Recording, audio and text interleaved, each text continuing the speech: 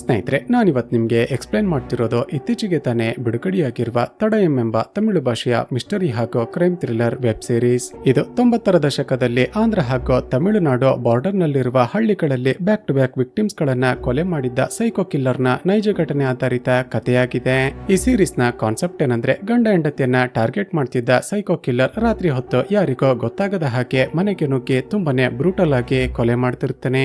ಕೊಲೆ ಮಾಡಿದ ನಂತರ ಗಂಡನ ಉಡದಾರ ಹಾಗೂ ಹೆಂಡತಿಯ ಮಾಂಗಲ್ಯ ಸರವನ್ನ ತೆಗೆದುಕೊಂಡು ಎಸ್ಕೇಪ್ ಆಗ್ತಿರ್ತಾನೆ. ಹಾಗೂ ವಿಕ್ಟಿಮ್ಸ್ ಗಳ ರಕ್ತದಲ್ಲೇ ಗೋಡೆ ಮೇಲೆ ಒಂದು ಕ್ವಶನ್ ಮಾರ್ಕ್ ಅನ್ನ ಬರೆದು ಸಾಧ್ಯವಾದ್ರೆ ನನ್ನನ್ನ ಪತ್ತೆ ಮಾಡಿ ಅಂತ ಪೊಲೀಸರಿಗೆ ಚಾಲೆಂಜ್ ಮಾಡ್ತಿರ್ತಾನೆ.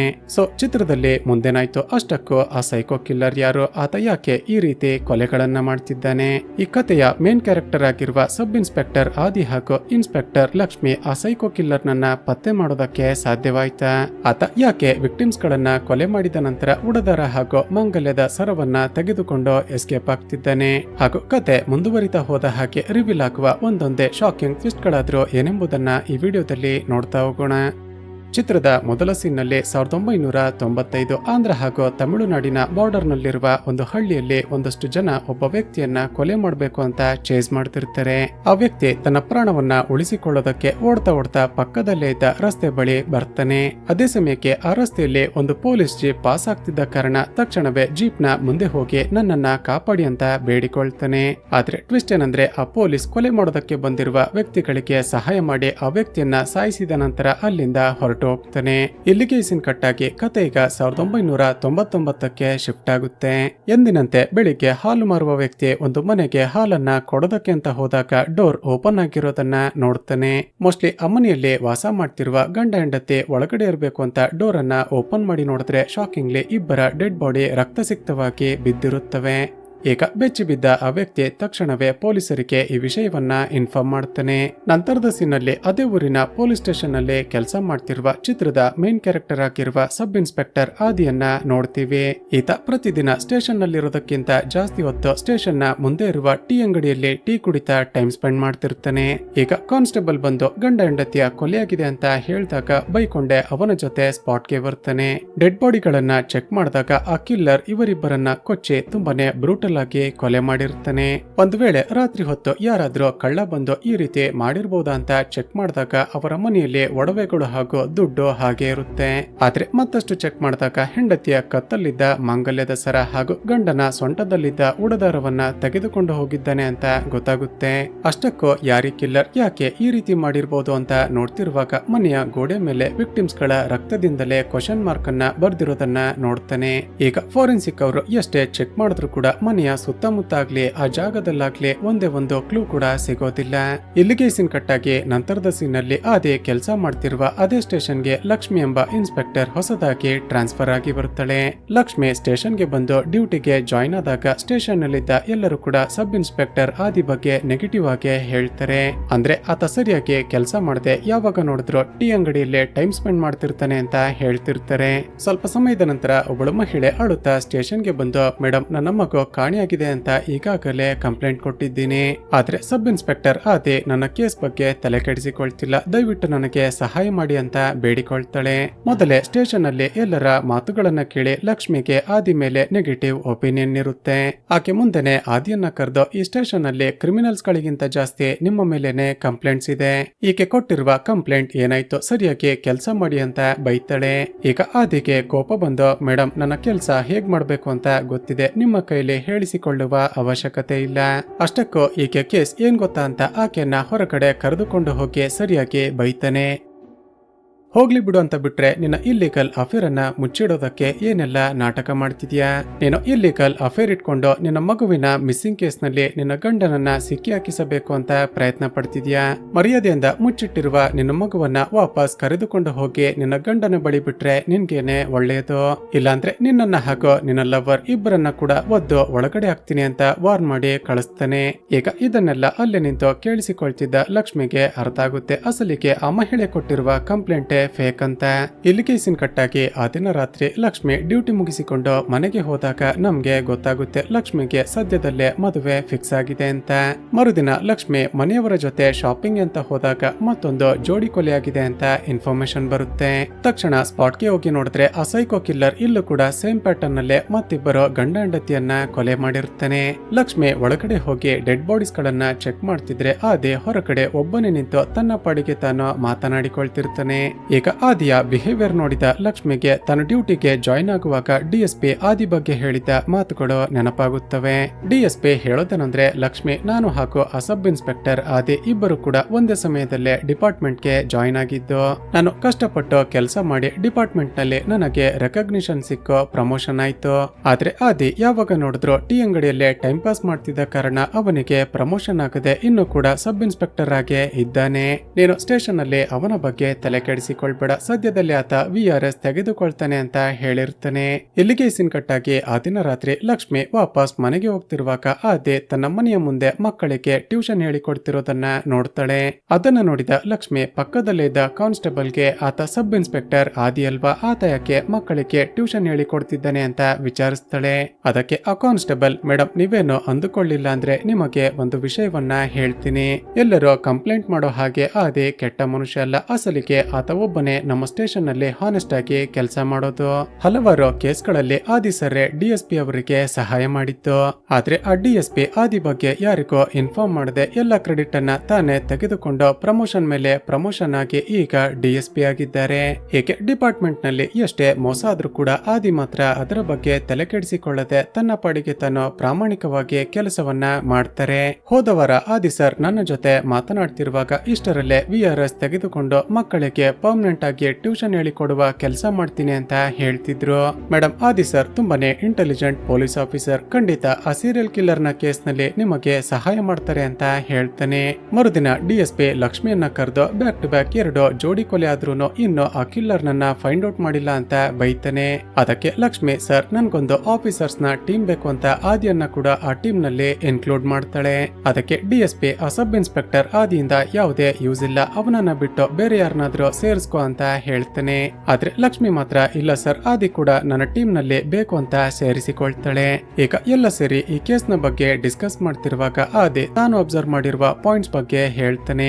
ಮೇಡಮ್, ಆ ಕಿಲ್ಲರ್ 2 ಜಾಗದಲ್ಲೂ ಕೂಡ ಗಂಡ ಹೆಂಡತಿಯನ್ನ ಕೊಲೆ ಮಾಡಿ ನಂತರ ತಾಳಿ ಹಾಗೂ ಉಡದಾರವನ್ನ ತೆಗೆದುಕೊಂಡು ಹೋಗ್ತಿದ್ದಾನೆ. ಆದ್ರೆ ಕ್ರೈಮ್ ಸೀನ್ ಅನ್ನ ಚೆಕ್ ಮಾಡಿದಾಗ ನನ್ನ ಪ್ರಕಾರ ಆ ಕಿಲ್ಲರ್ ಒಬ್ಬನೇ ಅಲ್ಲ, ಬದಲಿಗೆ 2 ಅಥವಾ 3 ಆಗಿರ್ತಾರೆ. ಕೊಲೆ ಮಾಡಿದ ನಂತರ ಆ ಕಿಲ್ಲರ್ಗಳು ಮನೆಯಲ್ಲಿರುವ ಒಡವೆಯನ್ನಾಗ್ಲಿ ದುಡ್ಡನ್ನಾಗ್ಲಿ ತೆಗೆದುಕೊಂಡು ಹೋಗ್ತಿಲ್ಲ. ನನ್ನ ಪ್ರಕಾರ ಆ ಸೈಕೋ ಕಿಲ್ಲರ್ಗಳು ಸ್ಯಾಟಿಸ್ಫ್ಯಾಕ್ಷನ್ಗೆ ಅಥವಾ ರಿವೆಂಜ್ಗೆ ಅಂತ ಈ ರೀತಿ ಬ್ಯಾಕ್ ಟು ಬ್ಯಾಕ್ ಕೊಲೆಗಳನ್ನ ಮಾಡ್ತಿದ್ದಾರೆ. ನಂತರ ರಕ್ತದಲ್ಲಿ ಗೋಡೆ ಮೇಲೆ ಬರೆಯುವ ಆ ಕ್ವಶನ್ ಮಾರ್ಕ್ ನೋಡಿದ್ರೆ ಸಾಧ್ಯ ಆದ್ರೆ ನಮ್ಮನ್ನ ಪತ್ತೆ ಮಾಡಿ ಅಂತ ನಮಗೇನೆ ಚಾಲೆಂಜ್ ಮಾಡ್ತಿದ್ದಾರೆ. ಮೇಡಮ್, ನನ್ನ ಪ್ರಕಾರ ಈ ಕೊಲೆಗಳು ಇಲ್ಲಿಗೆ ಸ್ಟಾಪ್ ಆಗೋದಿಲ್ಲ, ಮುಂದೆ ಕೂಡ ಆ ಕಿಲ್ಲರ್ಗಳು ಇದೇ ರೀತಿ ಕೊಲೆಗಳನ್ನ ಮಾಡ್ತಾರೆ. ಸೊ ಆದಷ್ಟು ಬೇಗ ಅವರನ್ನ ಪತ್ತೆ ಮಾಡಿ ಅರೆಸ್ಟ್ ಮಾಡಬೇಕು ಅಂತ ಹೇಳ್ತಾನೆ.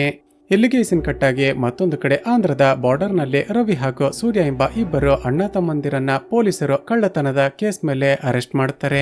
ಈ ಕಡೆ ಆದಿ ಕೊಲೆಯಾಗಿರುವ ಜಾಗದಲ್ಲಿ ಸಿಕ್ಕಿರುವ ವಸ್ತುಗಳನ್ನ ಚೆಕ್ ಮಾಡ್ತಿರುವಾಗ ಒಂದು ಬೀಡಿಯನ್ನ ನೋಡಿ ತಕ್ಷಣವೇ ಲಕ್ಷ್ಮಿಯ ಮನೆಗೆ ಹೋಗ್ತಾನೆ.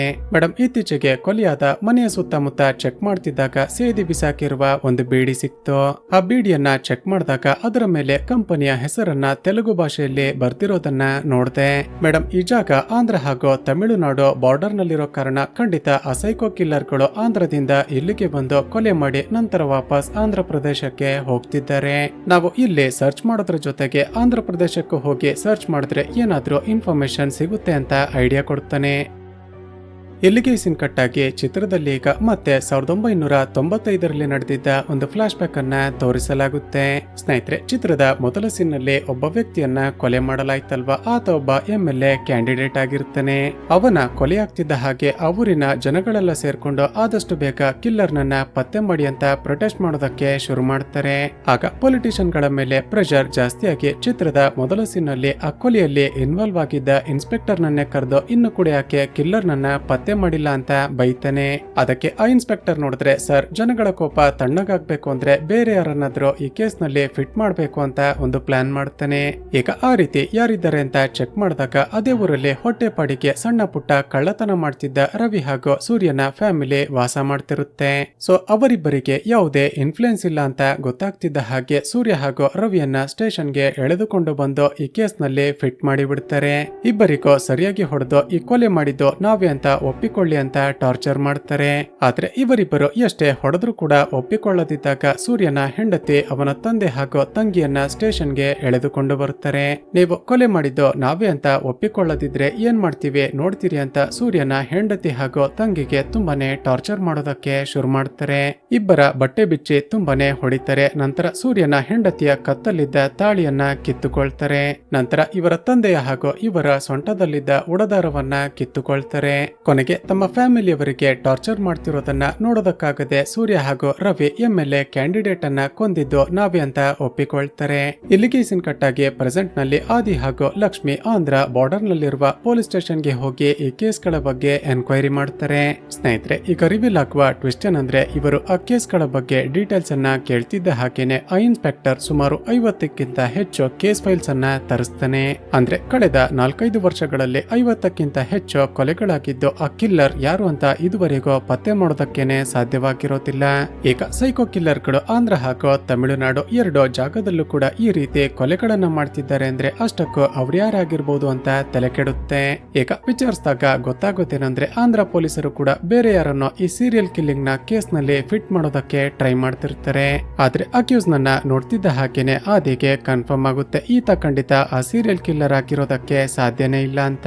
ಈ ಕಡೆ ಲಕ್ಷ್ಮಿ ಎಲ್ಲ ಹಳ್ಳಿಗಳಿಗೆ ಹೋಗಿ ಊರಿನ ಜನಗಳಿಗೆ ಹುಷಾರಾಗಿರಿ ಅಂತ ವಾರ್ನ್ ಮಾಡಿ ಆ ಕಿಲ್ಲರ್ ಗಳ ಪ್ಯಾಟರ್ನ್ ಅನ್ನ ಎಕ್ಸ್ಪ್ಲೇನ್ ಮಾಡ್ತಿರ್ತಾಳೆ.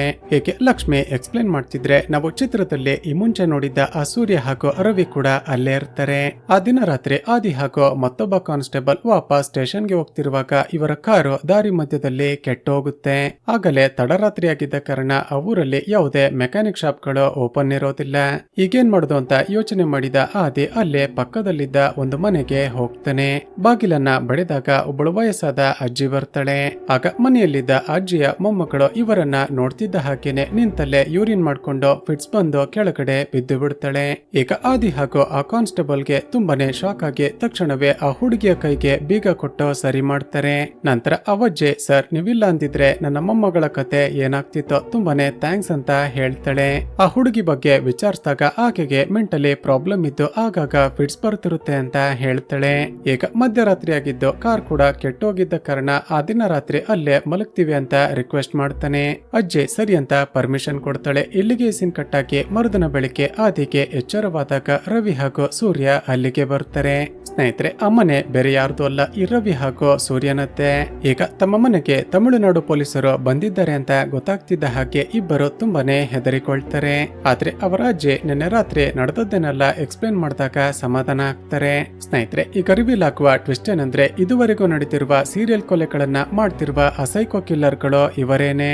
ಈಗ ಆದಿಯನ್ನ ಕೂಡ ಕೊಲೆ ಮಾಡ್ಬೇಕು ಅಂತ ಪ್ಲಾನ್ ಮಾಡ್ತಾರೆ. ಆದ್ರೆ ಆದಿಗೆ ತಮ್ಮ ಮೇಲೆ ಯಾವುದೇ ಅನುಮಾನ ಬಂದಿಲ್ಲ ಅಂತ ಗೊತ್ತಾದ ನಂತರ ಬಿಟ್ಟು ಕಳಿಸ್ತಾರೆ. ಇಲ್ಲಿಗೆ ಸೀನ್ ಕಟ್ಟಾಗಿ ಆ ದಿನ ರಾತ್ರಿ ಲಕ್ಷ್ಮಿಗೆ ಮತ್ತಿಬ್ಬರ ಕೊಲೆಯಾಗಿದೆ ಅಂತ ಇನ್ಫಾರ್ಮೇಶನ್ ಬರುತ್ತೆ. ಲಕ್ಷ್ಮಿ ತಕ್ಷಣ ಸ್ಪಾಟ್ಗೆ ಹೋಗಿ ನೋಡ್ತಾಳೆ. ಗಂಡನ ಡೆಡ್ ಬಾಡಿ ಇರುತ್ತೆ, ಆದ್ರೆ ಹೆಂಡತಿಯ ಡೆಡ್ ಬಾಡಿ ಕಾಣಿಸ್ತಿರೋದಿಲ್ಲ. ತಕ್ಷಣ ಆ ಡೆಡ್ ಬಾಡಿ ಇಲ್ಲೇ ಎಲ್ಲೋ ಇರುತ್ತೆ ಅಂತ ಎಲ್ಲ ಕಡೆ ಹುಡುಕ್ದಾಗ ಮನೆಯ ಹಿಂದೆ ಇದ್ದ ಜಮೀನಲ್ಲಿ ದೃಷ್ಟಿ ಬೊಂಬೆ ರೀತಿ ನಿಲ್ಲಿಸಿ ಹೋಗಿರ್ತಾರೆ. ಸ್ನೇಹಿತರೆ, ಈ ಕೊಲೆಗಳನ್ನ ಕೂಡ ಮಾಡಿರೋದು ರವಿ ಹಾಗೂ ಸೂರ್ಯನೇ. ಹೀಗೆ ಆದಿ ಆಂಧ್ರದ ಹಳ್ಳಿಗಳಲ್ಲಿ ಎನ್ಕ್ವೈರಿ ಮಾಡ್ತಿದ್ರೆ ಲಕ್ಷ್ಮಿ ತಮಿಳುನಾಡಿನ ಹಳ್ಳಿಗಳಲ್ಲಿ ಇನ್ವೆಸ್ಟಿಗೇಷನ್ ಮಾಡ್ತಿರ್ತಾಳೆ. ಈಗ ಆದಿ ಒಬ್ಬ ವಯಸ್ಸಾದ ವ್ಯಕ್ತಿಯನ್ನ ವಿಚಾರಿಸಿದಾಗ 1995ರಲ್ಲಿ MLA ಕ್ಯಾಂಡಿಡೇಟ್ ನ ಕೊಲೆಯಾಗಿತ್ತಲ್ವಾ, ಅದರ ಬಗ್ಗೆ ಎಕ್ಸ್ಪ್ಲೇನ್ ಮಾಡ್ತಾನೆ. ಸರ್, ಆ ಕೊಲೆಯನ್ನ ಖಂಡಿತ ಆ ಸೂರ್ಯ ಆಗ್ಲಿ ರವಿ ಆಗ್ಲಿ ಮಾಡಿರೋದಕ್ಕೆ ಸಾಧ್ಯನೇ ಇಲ್ಲ. ಯಾಕಂದ್ರೆ ಅವರಿಬ್ಬರು ತಮ್ಮ ಹೊಟ್ಟೆಪಾಡಿಗೆ ಸಣ್ಣ ಪುಟ್ಟ ಕಳ್ಳತನ ಮಾಡ್ತಿದ್ದ ಕಳ್ಳರೇ ಹೊರತು ಕೊಲೆಗಾರರಲ್ಲ. ಪೊಲೀಸರು ಆ ಕೇಸ್ ನಲ್ಲಿ ಯಾರನ್ನೋ ಬಚಾವ್ ಮಾಡೋದಕ್ಕೆ ಹೋಗಿ ಸೂರ್ಯ ಹಾಗೂ ರವಿಯನ್ನ ಅರೆಸ್ಟ್ ಮಾಡಿದ್ರು. ಆದ್ರೆ ಅವರಿಬ್ಬರು ಜೈಲಿಗೆ ಹೋದ ನಂತರ ಅವರ ತಂದೆ ತಾಯಿ ಹಾಗೂ ಸೂರ್ಯನ ಹೆಂಡತಿ ಆದಿ ಆತ್ಮಹತ್ಯೆ ಮಾಡಿಕೊಂಡು ಸತ್ತು ಹೋದ್ರು. ಸದ್ಯ ಅವರಿಬ್ಬರ ಅಜ್ಜಿ ಹಾಗೂ ತಂಗಿ ಮಾತ್ರ ಬದುಕಿದ್ದಾರೆ ಅಂತ ಹೇಳ್ತಾನೆ. ಸ್ನೇಹಿತರೆ, ಆದಿ ಸೂರ್ಯ ಹಾಗೂ ರವಿಯನ್ನ ನೋಡಿರ್ತಾನೆ, ಆದ್ರೆ ಅವರೇ ಸೀರಿಯಲ್ ಕಿಲ್ಲರ್ಸ್ ಅಂತ ಗೊತ್ತಿರೋದಿಲ್ಲ. ಈ ಕಡೆ ಸೂರ್ಯ ಹಾಗೂ ರವಿ ಬೇಕಂತಲೇ ಪೊಲೀಸರನ್ನ ಡೈವರ್ಟ್ ಮಾಡೋದಕ್ಕೆ ಅಂತ ಸಣ್ಣ ಪುಟ್ಟ ಕಳ್ಳತನ ಮಾಡಿ ಆಗಾಗ ಅರೆಸ್ಟ್ ಆಗ್ತಿರ್ತಾರೆ. ಈಗ ಲಕ್ಷ್ಮಿ ಎಲ್ಲ ಕೊಲೆಗಳಾಗಿರುವ ಜಾಗದಲ್ಲಿ ಸಿಕ್ಕಿರುವ ಫಿಂಗರ್ ಪ್ರಿಂಟ್ ಗಳನ್ನ ಚೆಕ್ ಮಾಡಿಸ್ತಿರ್ತಾಳೆ. ಆಗ ಆಂಧ್ರದಲ್ಲಿ ಆಗಿರುವ ಕೊಲೆಗಳನ್ನ ಹಾಗೂ ತಮಿಳುನಾಡಿನಲ್ಲಾಗಿರುವ ಕೊಲೆಗಳ ಡೀಟೇಲ್ಸ್ ಗಳನ್ನ ಮ್ಯಾಚ್ ಮಾಡಿ ನೋಡಿದಾಗ ಆ ಫಿಂಗರ್ ಪ್ರಿಂಟ್ ಗಳು ರವಿ ಹಾಗೂ ಸೂರ್ಯನದ್ದು ಅಂತ ಕನ್ಫರ್ಮ್ ಆಗುತ್ತೆ. ಮತ್ತೊಂದು ಕಡೆ ಆದಿ ಕೂಡ ಅವಯಸ್ಸಾದ ವ್ಯಕ್ತಿ ನೀಡಿದ ಡೀಟೇಲ್ಸ್ ಗಳ ಮೂಲಕ ಎನ್ಕ್ವೈರಿ ಮಾಡಿದಾಗ ಕಿಲ್ಲರ್ ಗಳು ರವಿ ಹಾಗೂ ಸೂರ್ಯ ಅಂತ ಪತ್ತೆ ಮಾಡಿರುತ್ತಾನೆ. ಈಗ ಆದಿ ಅವರಿಬ್ಬರನ್ನ ನೋಡಿದ ಕಾರಣ ತಕ್ಷಣವೇ ಅರೆಸ್ಟ್ ಮಾಡಬೇಕು ಅಂತ ಟೀಮ್ ಅನ್ನ ಕರೆದುಕೊಂಡು ಅವರ ಮನೆಯ ಬಳಿ ಹೋಗ್ತಾನೆ. ಆದ್ರೆ ಅಷ್ಟರಲ್ಲೇ ರವಿ ಹಾಗೂ ಸೂರ್ಯ ಜೈಲಿನಿಂದ ಬಿಡುಗಡೆಯಾಗಿ ಆ ಮನೆ ಖಾಲಿ ಮಾಡಿಕೊಂಡು ಬೇರೆ ಕಡೆ ಎಸ್ಕೇಪ್ ಆಗಿರ್ತಾರೆ. ಆದ್ರೆ ಆಗಾಗ ಅವರ ತಂಗಿಗೆ ಪಿಟ್ಸ್ ಬರೋ ಕಾರಣ ತಮ್ಮ ತಂಗಿಯನ್ನ ಕರೆದುಕೊಂಡು ಹಾಸ್ಪಿಟಲ್ಗೆ ಬಂದಾಗ ಅರೆಸ್ಟ್ ಮಾಡಬೇಕು ಅಂತ ಪ್ಲಾನ್ ಮಾಡ್ತಾರೆ. ಹಾಗೂ ಬೇಕಂತಲೇ ಸೂರ್ಯ ಹಾಗೂ ರವಿಯನ್ನ ಆ ಕೇಸ್ ನಲ್ಲಿ ಫಿಟ್ ಮಾಡಿದ ಇನ್ಸ್ಪೆಕ್ಟರ್ ಕೈಲಿ ಅವರ ಈಗೋ ಹರ್ಟ್ ಆಗುವ ಹಾಗೆ ಸ್ಟೇಟ್ಮೆಂಟ್ ಅನ್ನ ಕೊಡಿಸ್ತಾರೆ. ಈಗ ತಮ್ಮ ಜೀವನವನ್ನ ಹಾಳು ಮಾಡಿದ ಇನ್ಸ್ಪೆಕ್ಟರ್ ನನ್ನ ಕೊಲೆ ಮಾಡಿ ತಮ್ಮ ಸೇಡನ್ನ ತೀರಿಸಿಕೊಳ್ಬೇಕು ಅಂತ ಇಬ್ಬರು ಪ್ಲಾನ್ ಮಾಡ್ತಾರೆ. ಸೊ ಪ್ಲಾನ್ ಪ್ರಕಾರ ರವಿ ಇನ್ಸ್ಪೆಕ್ಟರ್ ನನ್ನ ಕೊಲೆ ಮಾಡೋದಕ್ಕೆ ಹೋದ್ರೆ ಸೂರ್ಯ ತನ್ನ ತಂಗಿಯನ್ನ ಕರೆದುಕೊಂಡು ಹಾಸ್ಪಿಟಲ್ಗೆ ಹೋಗ್ತಾನೆ. ಆದ್ರೆ ಮೊದಲೇ ಇನ್ಸ್ಪೆಕ್ಟರ್ ನ ಮನೆಯಲ್ಲಿ ಹಾಗೂ ಹಾಸ್ಪಿಟಲ್ ನಲ್ಲಿ ಇವರನ್ನ ಅರೆಸ್ಟ್ ಮಾಡಬೇಕು ಅಂತ ಕಾಯ್ತಿದ್ದ ಪೊಲೀಸರು ಇವರು ಹೋಗ್ತಿದ್ದ ಹಾಗೇನೆ ಅರೆಸ್ಟ್ ಮಾಡ್ತಾರೆ. ತಕ್ಷಣ ಆದಿ ಅವರಿಬ್ಬರನ್ನ ಸ್ಟೇಷನ್ಗೆ ಎಳೆದುಕೊಂಡು ಬಂದು ಕೊಲೆ ಮಾಡೋದಕ್ಕೆ ಕಾರಣವನ್ನ ವಿಚಾರಿಸ್ತಾನೆ. ಆಗ ಸೂರ್ಯ 1995ರಲ್ಲಿ ಏನಾಗಿತ್ತು ಅಂತ ಎಲ್ಲವನ್ನ ಎಕ್ಸ್ಪ್ಲೇನ್ ಮಾಡ್ತಾನೆ. ಸ್ನೇಹಿತರೆ, ಈಗ ಗೊತ್ತಾಗೋದೇನಂದ್ರೆ ಈ ರವಿ ಹಾಗೂ ಸೂರ್ಯ ಆ ಕೊಲೆ ಕೇಸನ್ನ ಒಪ್ಪಿಕೊಳ್ಬೇಕು ಅಂತ ಇವರ ಫ್ಯಾಮಿಲಿಯವರನ್ನ ಸ್ಟೇಷನ್ಗೆ ಎಳೆದುಕೊಂಡು ಹೋಗಿ ತುಂಬಾನೇ ಟಾರ್ಚರ್ ಮಾಡಿರ್ತಾರಲ್ವಾ. ತಮ್ಮ ಬಟ್ಟೆ ಬಿಚ್ಚಿ ತುಂಬಾನೇ ಟಾರ್ಚರ್ ಮಾಡಿದ ಕಾರಣ ಇವರ ತಂಗಿಗೆ ಅಂದಿನಿಂದ ಹುಚ್ಚು ಹಿಡಿದು ಪೊಲೀಸರನ್ನ ಕಂಡ್ರೇನೆ ಪಿಡ್ಸ್ ಬರುತ್ತಿರುತ್ತೆ. ಹಾಗೂ ಇವರ ತಂದೆ, ತಾಯಿ ಹಾಗೂ ಸೂರ್ಯನ ಹೆಂಡತಿ ಕೂಡ ಅವಮಾನ ತಡೆದುಕೊಳ್ಳೋದಕ್ಕೆ ಸಾಧ್ಯವಾಗದೆ ಆತ್ಮಹತ್ಯೆ ಮಾಡಿಕೊಂಡು ಸತ್ತೋಗಿರ್ತಾರೆ. 2 ವರ್ಷಗಳ ನಂತರ ಬೇಲ್ ಪಡೆದುಕೊಂಡು ಹೊರಗಡೆ ಬಂದಾಗ ತಮ್ಮ ಫ್ಯಾಮಿಲಿ ಪರಿಸ್ಥಿತಿ ನೋಡಿ ಇವರಿಬ್ಬರು ತುಂಬಾನೇ ದುಃಖದಿಂದ ಅತ್ತಿರುತ್ತಾರೆ. ತಮ್ಮ ಜೀವನವನ್ನ ಸರ್ವನಾಶ ಮಾಡಿದ ಆ ಪೊಲೀಸರನ್ನ ಹಾಗೂ ಪೊಲೀಸರ ಮಾತು ಕೇಳಿ ಸುಳ್ಳು ಸಾಕ್ಷಿಗಳನ್ನ ಹೇಳಿದ ಊರಿನ ಜನಗಳನ್ನ ಕೊಲೆ ಮಾಡೋದಕ್ಕೆ ಶುರು ಮಾಡ್ತಾರೆ. ಇವರ ಫ್ಯಾಮಿಲಿಯವರಿಗೆ ಪೊಲೀಸರು ಹೇಗೆ ಚಿತ್ರಹಿಂಸೆ ಕೊಟ್ಟರೋ ಅದೇ ರೀತಿ ಪೊಲೀಸರ ಫ್ಯಾಮಿಲಿಯವರನ್ನ ಹಾಗೂ ಸುಳ್ಳು ಸಾಕ್ಷಿ ಹೇಳಿದವರನ್ನ ಚಿತ್ರಹಿಂಸೆ ಕೊಟ್ಟು ಕೊಲೆ ಮಾಡೋದಕ್ಕೆ ಶುರು ಮಾಡ್ತಾರೆ. ಹಾಗೂ ಪೊಲೀಸರು ಹೇಗೆ ತಾಳಿ ಹಾಗೂ ಉಡದಾರವನ್ನ ಕಿತ್ತುಕೊಂಡಿದ್ರು ಅದೇ ರೀತಿ ವಿಕ್ಟಿಮ್ಸ್ ಗಳನ್ನ ಕೊಲೆ ಮಾಡಿ ತೆಗೆದುಕೊಂಡು ಹೋಗ್ತಿರ್ತಾರೆ. ನಂತರ ಇಷ್ಟಕ್ಕೆಲ್ಲ ಕಾರಣ ಆದ ಇನ್ಸ್ಪೆಕ್ಟರ್ ನನ್ನ ಕೊಲೆ ಮಾಡಬೇಕು ಅಂತ ತುಂಬಾ ಸಾರಿ ಪ್ರಯತ್ನ ಪಟ್ಟಿರ್ತಾರೆ, ಆದ್ರೆ ಕೊಲೆ ಮಾಡೋದಕ್ಕೆ ಆಗಿರೋದಿಲ್ಲ. ಈಗ ಡಿಎಸ್ಪಿ ಲಕ್ಷ್ಮಿ ಹಾಗೂ ಆದಿಯನ್ನ ಕರೆದು ಸೂರ್ಯ ಮತ್ತು ರವಿ ಮೇಜರ್ ಕೊಲೆಗಳನ್ನ ಆಂಧ್ರದಲ್ಲಿ ಮಾಡಿರೋ ಕಾರಣ ಇವರಿಬ್ಬರನ್ನ ಆಂಧ್ರ ಗವರ್ಮೆಂಟ್ಗೆ ಹ್ಯಾಂಡ್ ಓವರ್ ಮಾಡೋಣ ಅಂತ ಹೇಳ್ತಾನೆ. ಈಗ ಲಕ್ಷ್ಮಿ ಹಾಗೂ ಆದಿ ನಡೆದದ್ದನ್ನೆಲ್ಲ ಎಕ್ಸ್ಪ್ಲೇನ್ ಮಾಡಿ, ಸರ್ ಇನ್ನು ಕೂಡ ಎನ್ಕ್ವೈರಿ ಬಾಕಿ ಇದೆ, ಎನ್ಕ್ವೈರಿ ಮುಗಿದ ನಂತರ ಹ್ಯಾಂಡ್ ಓವರ್ ಮಾಡೋಣ ಅಂತ ರಿಕ್ವೆಸ್ಟ್ ಮಾಡ್ತಾರೆ. ಆದ್ರೆ ಡಿಎಸ್ಪಿ ಮಾತ್ರ ಇವರ ಮಾತನ್ನ ಕೇಳದೆ ತಕ್ಷಣ ಇವರಿಬ್ಬರನ್ನ ಕರೆದುಕೊಂಡು ಹೋಗಿ ಆಂಧ್ರ ಪೊಲೀಸರಿಗೆ ಹ್ಯಾಂಡ್ ಓವರ್ ಮಾಡಿ ಅಂತ ಆರ್ಡರ್ ಮಾಡ್ತಾನೆ. ಈಗ ಹ್ಯಾಂಡ್ ಓವರ್ ಆಗ್ತಿದ್ದ ಹಾಗೆ ಇವರಿಬ್ಬರು ಯಾವ ಇನ್ಸ್ಪೆಕ್ಟರ್ ನನ್ನ ಕೊಲೆ ಮಾಡಬೇಕು ಅಂತ ಪ್ರಯತ್ನ ಪಡ್ತಿದ್ರು ಅದೇ ಇನ್ಸ್ಪೆಕ್ಟರ್ ತನ್ನ ಟೀಮ್ ಜೊತೆ ಇವರಿಬ್ಬರನ್ನ ಒಂದು ನಿರ್ಜನ ಪ್ರದೇಶಕ್ಕೆ ಕರೆದುಕೊಂಡು ಬರ್ತಾನೆ. ನಂತರ ತಾನು ಬಚಾವ್ ಆಗ್ಬೇಕು ಅಂತ ಆದಿ ಹಾಗೂ ಲಕ್ಷ್ಮಿ ಮುಂದೆನೆ ಅವರಿಬ್ಬರಿಗೆ ಶೂಟ್ ಮಾಡಿ ಎನ್ಕೌಂಟರ್ ನ ಹೆಸರಿನಲ್ಲಿ ಸಾಯಿಸಿ ಬಿಡ್ತಾನೆ. ಹೀಗೆ ತಮ್ಮ ಕಣ್ಣ ಮುಂದೆನೆ ಅನ್ಯಾಯ ನಡೆದ್ರು ಕೂಡ ಏನು ಕೂಡ ಮಾಡೋದಕ್ಕೆ ಆಗ್ತಿಲ್ವಲ್ಲ ಅಂತ ಆದಿ ಹಾಗೂ ಲಕ್ಷ್ಮಿಗೆ ತುಂಬಾನೇ ಬೇಜಾರಾಗುತ್ತೆ. ಆದ್ರೆ ಚಿತ್ರದ ಎಂಡ್ಸಿನಲ್ಲಿ ಆದಿ ಲಕ್ಷ್ಮಿಯನ್ನ ಮೀಟ್ ಮಾಡಿ ಒಂದು ಟ್ವಿಸ್ಟ್ ಅನ್ನ ರಿವೀಲ್ ಮಾಡ್ತಾನೆ. ಮೇಡಮ್, 1995ರಲ್ಲಿ IMLA ಕ್ಯಾಂಡಿಡೇಟ್ ನನ್ನ ಕೊಲೆ ಮಾಡಿಸಿದ್ದು ಯಾರು ಅಂತ ಸೂರ್ಯ ನನ್ನ ಬಳಿ ಬಾಯ್ಬಿಟ್ಟಿದ್ದ. ರೌಡಿಗಳನ್ನ ಹಾಗೂ ಇನ್ಸ್ಪೆಕ್ಟರ್ ನನ್ನ ಕಳುಹಿಸಿ ಕೊಲೆ ಮಾಡಿಸಿದ್ದ ಆ ವ್ಯಕ್ತಿಗಳು ಯಾರು ಅಂತ ಎಲ್ಲ ಡೀಟೇಲ್ಸ್ ಕೂಡ ಇದರಲ್ಲಿದೆ. ನಾನು ಸದ್ಯದಲ್ಲೇ VRS ತೆಗೆದುಕೊಳ್ಬೇಕು ಅಂತ ಪ್ಲಾನ್ ಮಾಡಿದ್ದೆ, ಆದ್ರೆ ಈ ಕೇಸನ್ನ ಸಾಲ್ವ್ ಮಾಡ್ತೀನಿ ಅಂತ ಹೇಳ್ತಾನೆ. ಹಾಗೂ ಇಲ್ಲಿಗೆ ಈ ಸೀರೀಸ್ ಮುಕ್ತಾಯವಾಗುತ್ತೆ. ಸ್ನೇಹಿತರೆ, ಎಂಡ್ ಸೀನ್ ನೋಡಿದ್ರೆ ಈ ಸೀರೀಸ್ ನ ಸೆಕೆಂಡ್ ಸೀಸನ್ ಆದಷ್ಟು ಬೇಗ ರಿಲೀಸ್ ಆಗುತ್ತೆ ಅಂತ ಅನ್ಸುತ್ತೆ. ವಿಡಿಯೋ ನಿಮಗೆ ಇಷ್ಟವಾಗಿದ್ರೆ ವಿಡಿಯೋಗೆ ಒಂದು ಲೈಕ್ ಮಾಡಿ, ಶೇರ್ ಮಾಡೋದನ್ನ ಮರೆಯಬೇಡಿ. ಇದೇ ರೀತಿಯ ಮತ್ತಷ್ಟು ವಿಡಿಯೋಸ್ಗಾಗಿ ಈ ಚಾನಲ್ ಅನ್ನ ಸಬ್ಸ್ಕ್ರೈಬ್ ಮಾಡಿಕೊಂಡು ಪಕ್ಕದಲ್ಲೇ ಇರುವ ಬೆಲ್ ಐಕಾನ್ ಅನ್ನ ಪ್ರೆಸ್ ಮಾಡಿ.